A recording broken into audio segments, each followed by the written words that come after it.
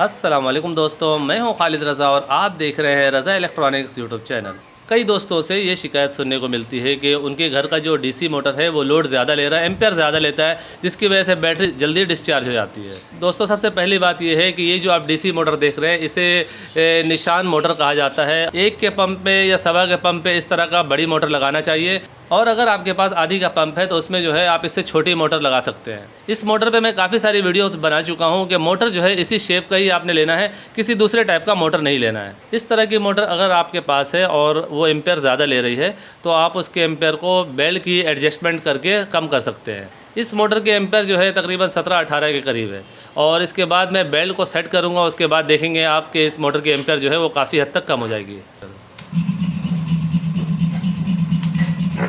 दोस्तों, यहाँ पे हमने मोटर को ऑन कर दिया है और आप यहाँ पे देखें इसके एम्पेयर जो हैं 19-20 के करीब जा रहे हैं। और अभी ये देखें ये बेल्ट जो है वो बहुत ज़्यादा टाइट है, उसकी वजह से ये मोटर जो है एम्पेयर ले रही है। और इसके बेल्ट को हम जो है लूज टाइट यहाँ से कर सकते हैं। ये देखें यहाँ पे एक एडजस्टेबल बोल्ट दिया गया है, इस बोल्ट को हम लूज़ करेंगे तो इसका बेल्ट भी लूज़ होता जाएगा और उसके हिसाब से इसके एम्पेयर भी गिरते चले जाएंगे।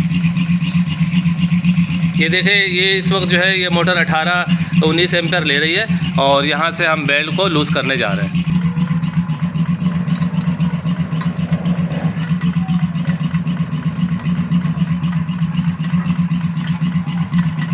ये देखें जैसे जैसे बेल्ट लूज़ होता जा रहा है वैसे वैसे इसके एम्पेयर भी कम होते जा रहे हैं।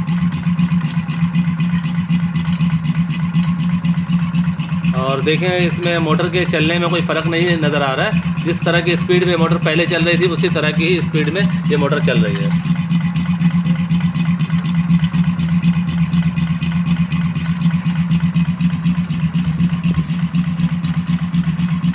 दोस्तों, ये आप देख सकते हैं कि पहले इसी पंप का जो एम्पेयर था वो 20 के करीब था, और यहाँ पे आप देखें 12-13 एम्पेयर यहाँ पे शो हो रहा है, यानी 7 एम्पेयर का फ़र्क यहाँ पे हमें नज़र आ रहा है। दोस्तों, ये 1 इंच वाला पंप है और इस पर 2 बेल्ट लगा हुआ है, इसकी वजह से भी इस मोटर के एम्पेयर ज़्यादा होते हैं। आमतौर पे इसके एम्पेयर 12-13 ही होते हैं। शुरू में ये एम्पेयर 20 के करीब जा रहा था, उसकी वजह यही थी दोस्तों, बेल्ट ज़्यादा टाइट होने की वजह से मोटर जो है एम्पेयर ज़्यादा ले रही थी। और अभी बेल्ट हमने नॉर्मल कर दिया है और एम्पेयर आपके सामने है। दोस्तों, डीसी मोटर हो या फिर एसी मोटर हो, बेल्ट जो है वो नॉर्मल टाइट रखा करें। बेल्ट ज़्यादा टाइट होने से एसी मोटर जो है वो भी बिजली की कंजप्शन ज़्यादा करती है।